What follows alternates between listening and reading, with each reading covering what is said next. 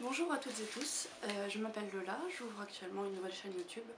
Cette chaîne contiendra des avis critiques sur des films, des livres, des pièces de théâtre, des œuvres d'art, des expositions, tout ce qui a trait en fait grosso modo à ce que l'on appelle la culture.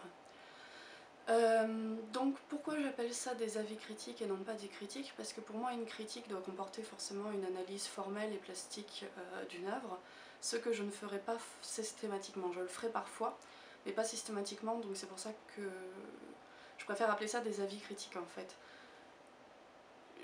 J'expliquerai donc pourquoi, selon moi, une œuvre d'art est réussie ou non, ce qui fait qu'elle réussit dans son propos ou non. Bien évidemment, j'étayerai ce discours, c'est pour ça que je préfère appeler ça des avis critiques que de réelles critiques. Alors il faut savoir que ça fait déjà quelques années que j'ai envie de me lancer dans ce projet d'avis critiques sur le net. J'avais lancé de nombreux blogs sur de nombreuses plateformes, j'ai jamais réussi à les tenir.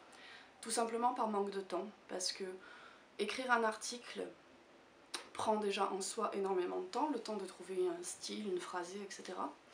Ensuite, il faut partir évidemment à la recherche des fautes de frappe ou d'orthographe que l'on peut éventuellement faire.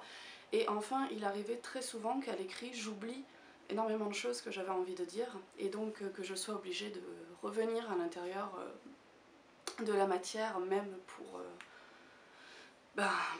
retaper des choses, donc c'était assez compliqué et très très long surtout. Et il s'avère que du temps, je n'en ai pas beaucoup. Donc j'ai énormément réfléchi aux moyens qui se trouvaient à ma disposition, et il s'avère que la vidéo est en rapport rapport qualitatif et temps, et peut-être ce qui me conviendrait le mieux. Donc voilà, écoutez, je viens à vous.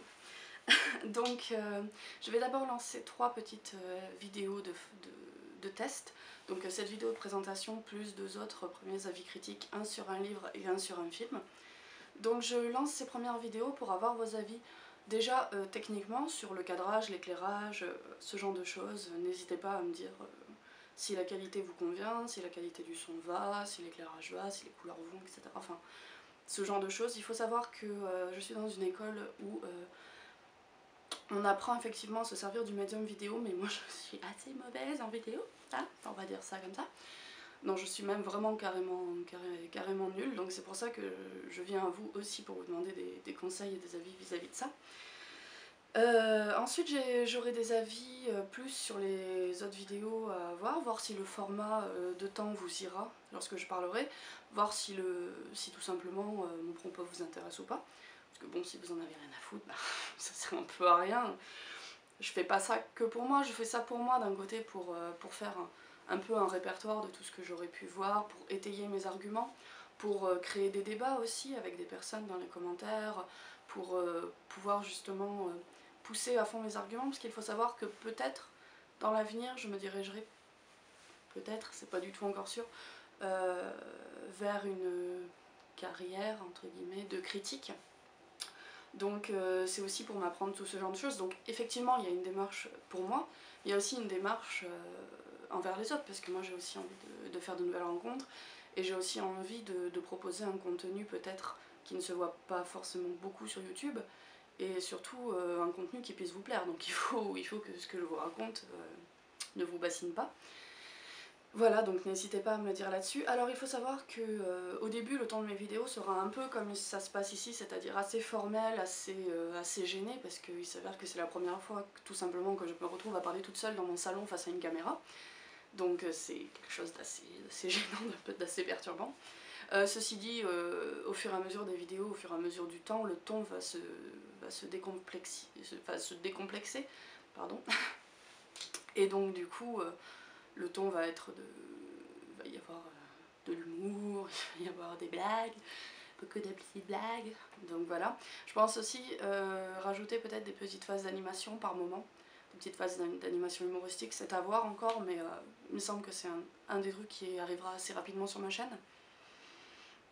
Donc voilà, écoutez, je pense que à peu près tout est dit, donc n'hésitez pas surtout à me faire part de vos remarques, à me laisser des commentaires positifs ou négatifs, n'hésitez pas.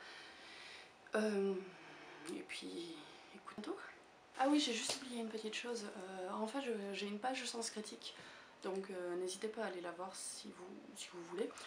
Je prends ça pas très au sérieux dans le sens où les listes que je fais sont assez humoristiques et les notes que je donne sont en général...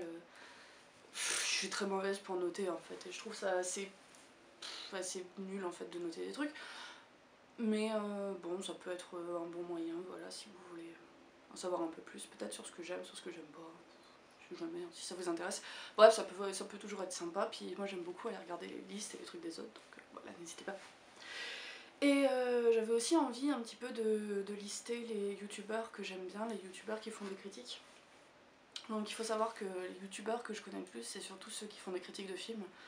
Donc là dans ma liste il va y avoir essentiellement que des critiques de films.